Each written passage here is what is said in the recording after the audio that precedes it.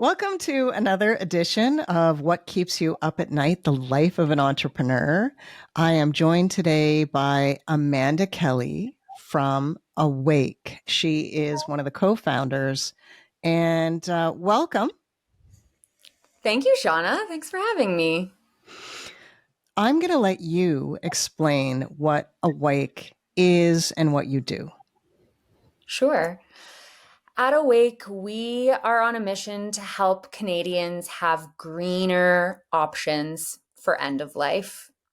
So we do that in a few ways. While we aren't a funeral home or a funeral service provider, we are a holistic service provider for resting places. So we currently help people create green resting places across Canada. We're working with cemeteries to integrate greener practices into their offerings. And we have just partnered with our first palliative veterinarian to give our pets greener resting places as well. It's such an incredible idea, concept. How did you come up with it? Well, like a lot of us, I went through some pretty difficult times in COVID and lost a few family members, furry and human. And I was sitting in my living room in quarantine one day with their ashes all around me, thinking, this is it, apparently. This is what I've been led to believe my whole life is the ending place. And one day I'll have all of my ashes around me sitting on bookcases of my loved ones, and that'll be it. And that didn't sit well with me. Didn't sit well with me at all. And over the course of the next couple weeks, while walking my dogs through forests and green spaces on our regular hikes, I started thinking about how can I create a resting place for me and my dogs together, my family, to be in the forest and to be giving back to the earth. So I started doing all of the research on cremated remains, things that we all have to deal with at one point or another, but very few of us like to talk about, let alone dig into. So I started doing the research on the biochemistry of cremated remains and their impact on the earth and on ecosystems and how that can be counterbalanced. So we started working with some internationally renowned researchers. I reached out to them blindly. I said, hey, I see that you guys are doing some amazing things in the UK and the US. There is currently nothing in Canada to help the people who are making these final disposition choices for cremation or aquamation to have a green resting place. And that needs to change. How can we do something about it? And they were really excited to work with myself. And I approached my friend, Lauren Andrew, a friend and colleague, who was doing some work in the celebrant side of things. She'd recently become ordained as a metaphysical minister. So all denominational spiritual minister. She was doing both weddings and celebrations of life. So I started to talk to her about the celebration of life side of things. And our first conversation, she said, I'm in, let's do it. And that's how we got started in 2021.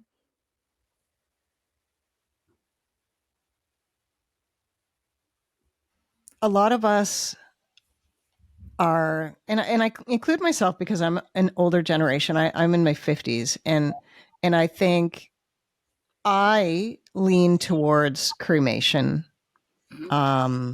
However, my parents, perhaps in their wills, would give direction as to where they wanted to be buried and purchase a plot. And what you're doing is so innovative because it actually is attempting to shift human thought. and I think there must be a lot of challenges with being the first or being the people that are educating and shifting people. How do you deal with that? Yeah, there are a lot of challenges. There's a lot of lessons that have to be learned every day.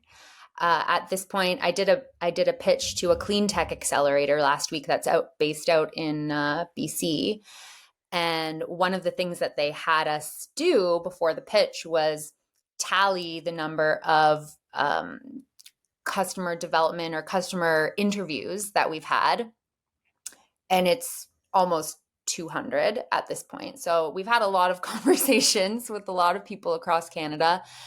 And yeah, being the first one to put certain pieces of a puzzle together, you're always having to take every single one of those interactions and learn from it and learn from it and learn from it, because there isn't a pattern that's established that is already a big check mark. It's easy. It's an easy formula. We know that it's going to work.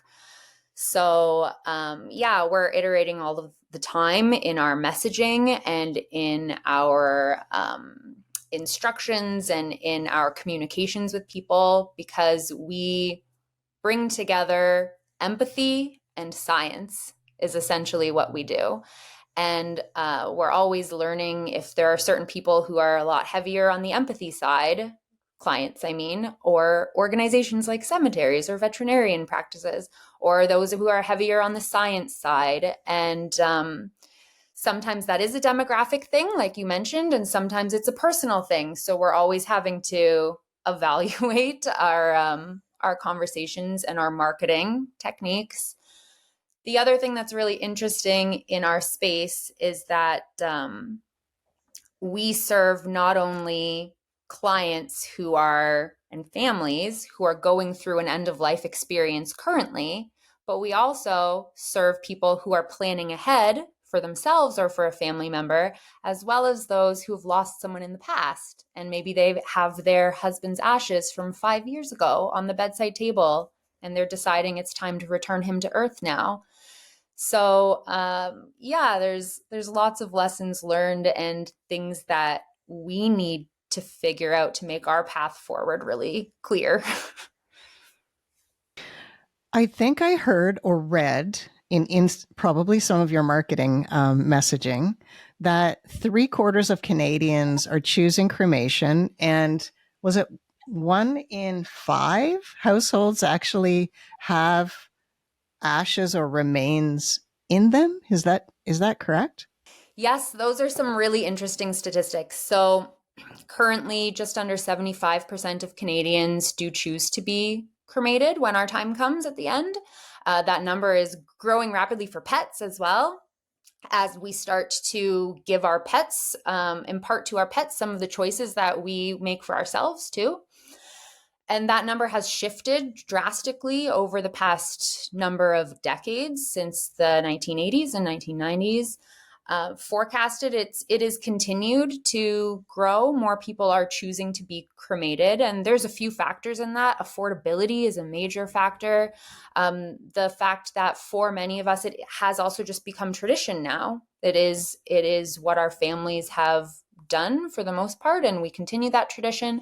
And then the other factor is space. So when people are looking at making environmental decisions, or they're even urban planners and communities are making decisions on behalf of their communities for where will people go, the efficiency and use of space is an important factor.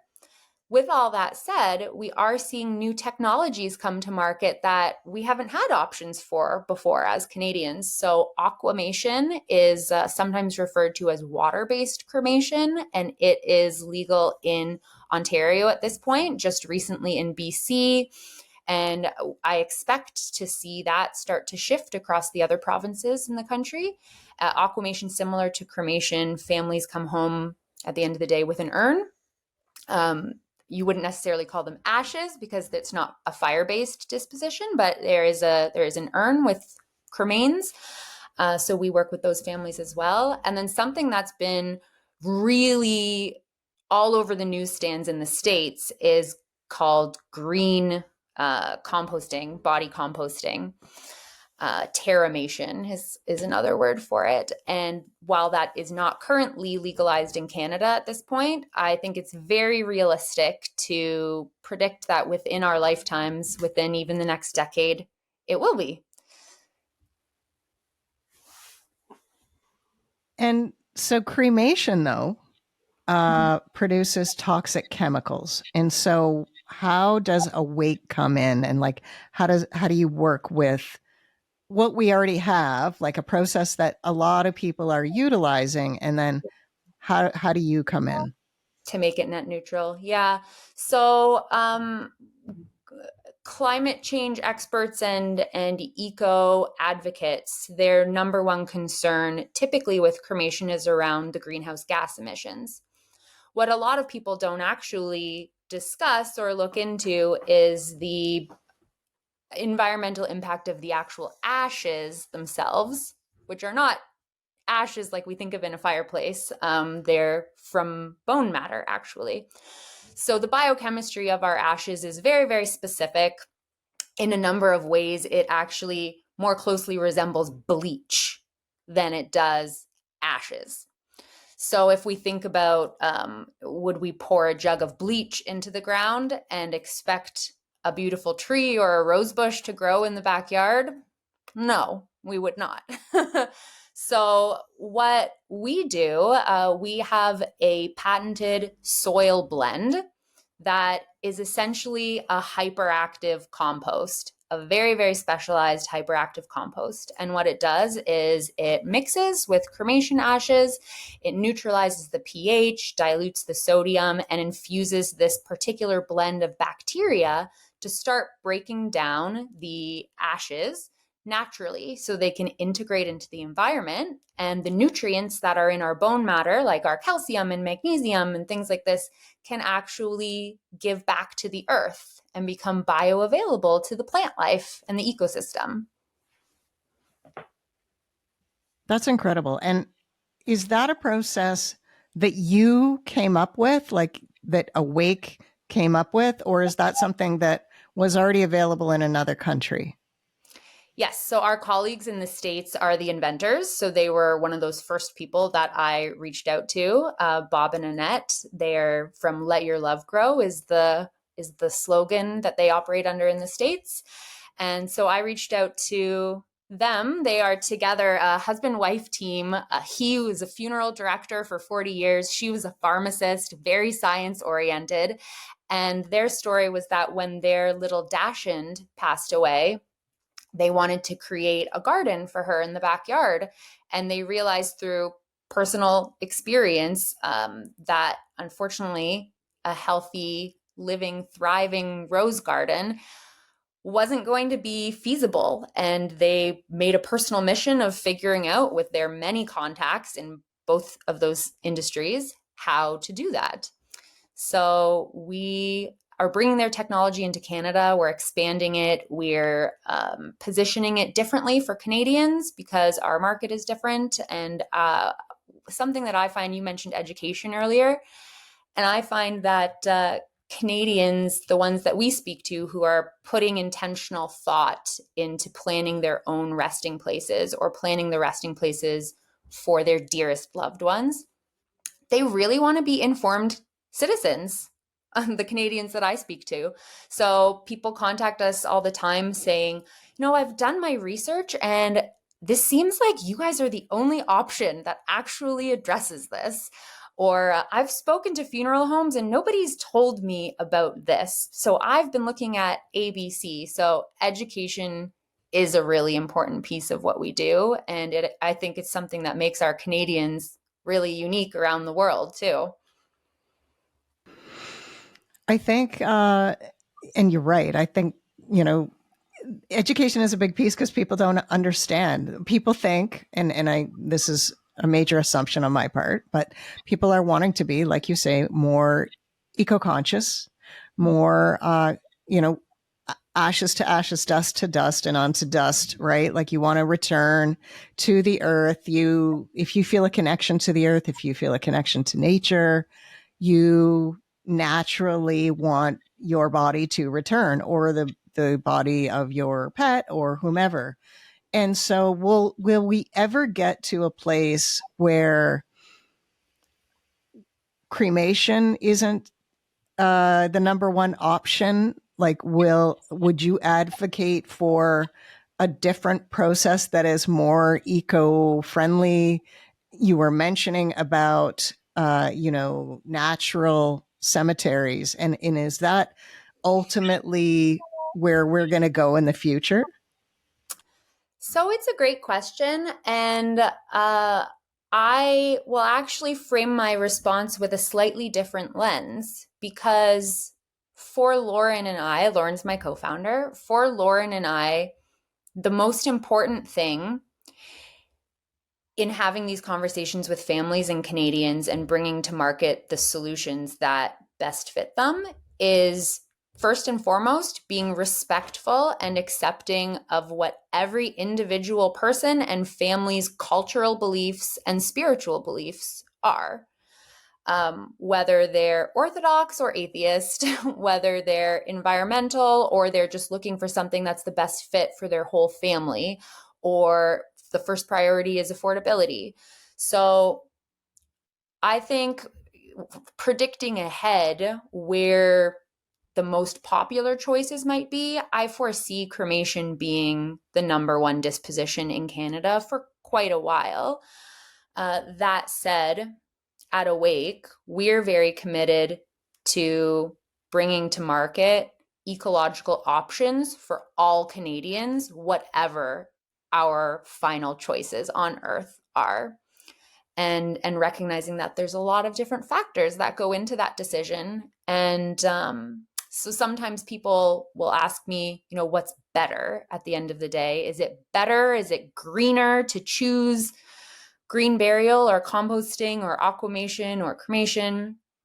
And my answer is always, it depends on what your priorities are. It depends on what you prioritize first in terms of your environmental concerns, whether you're more concerned about greenhouse gas emissions or you're more concerned about soil ecological health, and what your beliefs are. Incredible. Yeah. It's a reflection of our culturally rich nation. Uh, Exactly. I appreciate that a lot. And So, oh, interestingly, go as ahead. a rural person, Hmm. there are also differences between urban populations and rural populations. There tends to be that cultural element as well that comes into play. Yeah. Thanks for that. That is a really Mhm. unique element of it. 5 years ago, did you think that this is what you would be doing? No. No. I actually grew up having like death phobia. I used to grow up being very, very creeped out by end of life discussions. My mom is a lawyer, she does wills and estates. So we had conversations about other people's end of life decisions and processes at home, but it creeped me out to all end. And I used to, as a little kid, lie in bed being very afraid of one day passing away. And I think that going through so much change in the world that we as a society have 5 years in the past 5 years has made a lot of us come face to face with our biggest fears and have to deal with them head on. And that's kind of what I've done. Gone all in on my biggest fear. Yeah, that's incredible. I love that.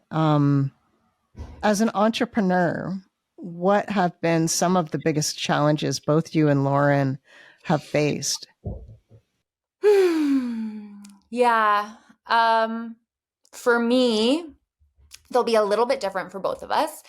For me, I grew up in my career. I spent my whole career in government, which is a very particular lifestyle, stability, but also I was used to innovating from the inside within a larger organization and having a very specific structure in place that you operate within. So giving up the stability is one thing. And then realizing that you're creating your own structures in one sense, there's nothing there to like work within, you create your own confines. And that can be a real paradigm shift at first, because that means you're also creating your own priorities and you're managing your own time. And that if you spread yourself too thin, nothing will get done. So that was a really hard pill to swallow for me. The financial one is a real challenge. I'm currently selling my house actually so that I can go all in on my business. Lauren, on the other side, is a new mom. So she just came off her second mat leave. So she has a 3-year-old and a 10-month-old. And Lauren has always been one of the hardest working people that I know. We really come from this like female entrepreneur side very strongly, you can tell. So Lauren's always been one of the hardest working people that I know, but having her own business, a 9-to-5 day job, 2 young children, and then also starting our startup on top of that, because she has her own other business, has been a real challenge for her, for someone who's so organized and so productive, used to being so productive in her life. I think that has been one of the biggest challenges for her. Yeah. You mentioned women entrepreneurs. And Yeah. so I want to ask if there have been any particular, have you faced discrimination as females, trying to convince seed funders, things like that? Yeah. Yeah, for sure. Not always things that are voiced aloud, but sometimes things that are. I have gone into pitch sessions, even with potential investors, but even with accelerator programs, where it's made very clear by the boomer male investors and mentors that, okay, so you girls are coming into this very established place with a whole new way of doing things. Don't you think it would be easier if you just did this? And making assumptions about our industry or making assumptions about our capabilities. So yeah, that's been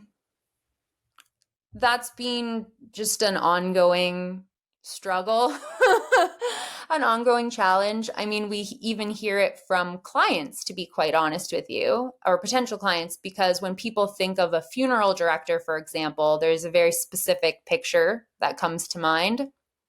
And when we were at a really big trade show, for example, and one gentleman we were speaking to made it clear he came to speak with us simply because we were nice young women, didn't know what we did. And then when we started discussing what we do, he actually said, "Oh no, I don't need to worry about that stuff. I don't have to worry about end of life. I have 2 daughters. They'll take care of it for me." It is so on the family consumer facing side, it's been quite a realization and an eye-opening journey to see that there is an expectation also in our society that women will be the ones to deal with this at the end of the day, whether it's for ourselves, whether it's for our family members. So that has also, again, changed our language and things. Like we can't educate everyone on everything. So some things you just have to roll with. And is it equitable? No, it's not equitable, but it's the reality. So we have to accept that reality and start to make the best of the situation that our world is in. I hear that from, I don't want you to think that you're, and I know you know this, but I mean, I hear this from almost every woman entrepreneur that there's some form of discrimination. And that's why I asked the question. Mm-hmm. What keeps you up at night when you're getting ready to, trying to fall asleep and you're laying awake? And I'm, no pun intended. What is it that's keeping you up? What are you thinking about? What aren't I thinking about, Shauna? What aren't we thinking about? Um, for me, what I'm thinking about is like we talked about earlier, it seems like everything we do, every project, every pitch that we do to a potential client, like a veterinary practice or a cemetery, seems like it's always a test and we're always having to learn from Mm. it. So I'm constantly going over, and maybe that's my anxiety talking too, but I'm constantly going over because my brain is now trained every interaction, evaluate, assess. What are we learning? What's the takeaway?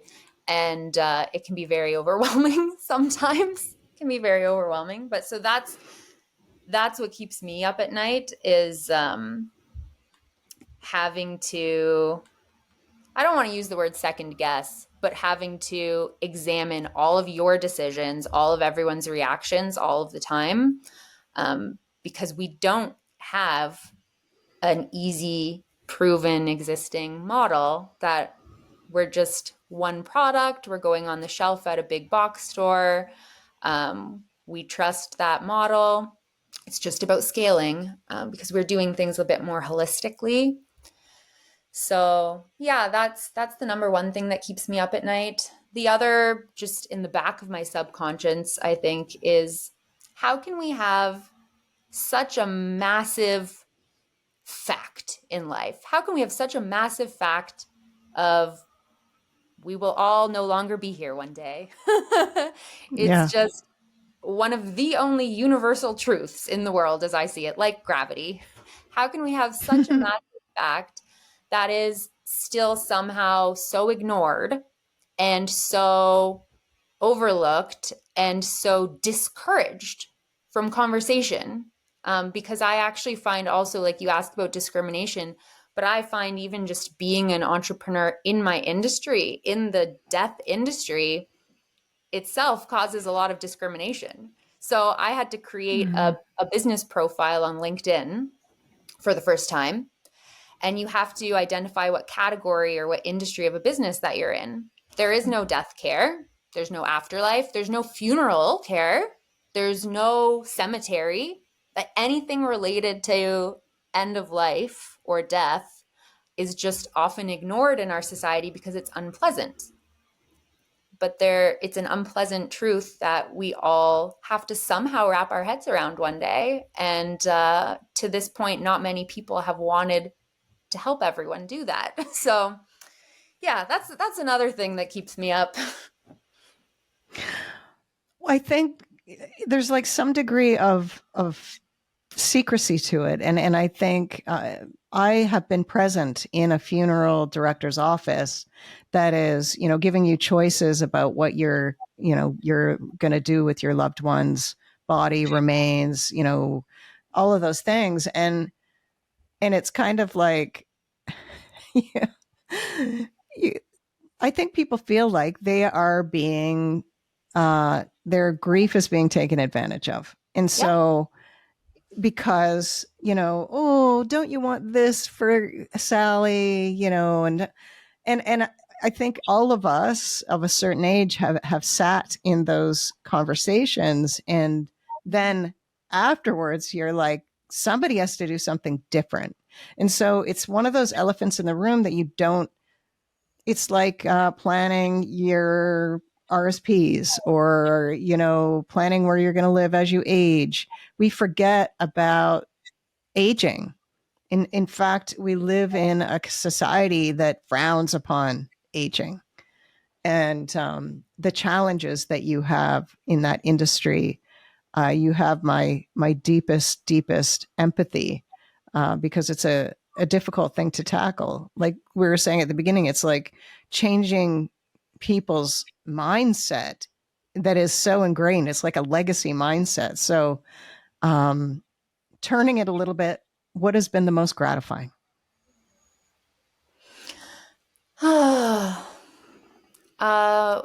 you need to have a lot of emotional capacity to do what we do.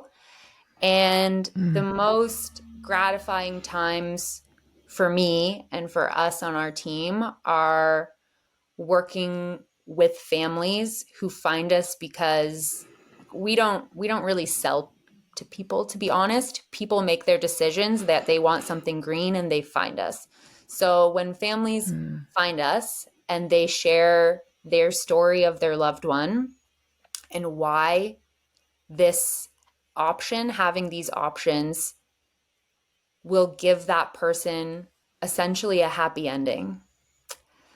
Those are the most gratifying moments. We're working with a family right now who lost their 29-year-old son last Christmas, and he had told them he wanted to be a tree one day.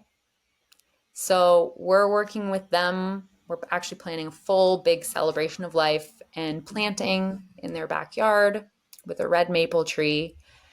And you can only imagine the conversations I've had with this mom in particular about losing her son. And this is the one thing that she knows. This is what my boy wanted. And having that certainty is the most gratifying thing. Yeah. Is there anything else you want people to know? I would just say Halloween's coming up. Don't be afraid about having conversations around end of life. Death is something that is scary because it's an unknown. But when we actually start to think logically about what are the values I care about as a consumer in my living life, and how do those extend to my end of life, I think some of those choices become a lot less intimidating and they become a lot less overwhelming.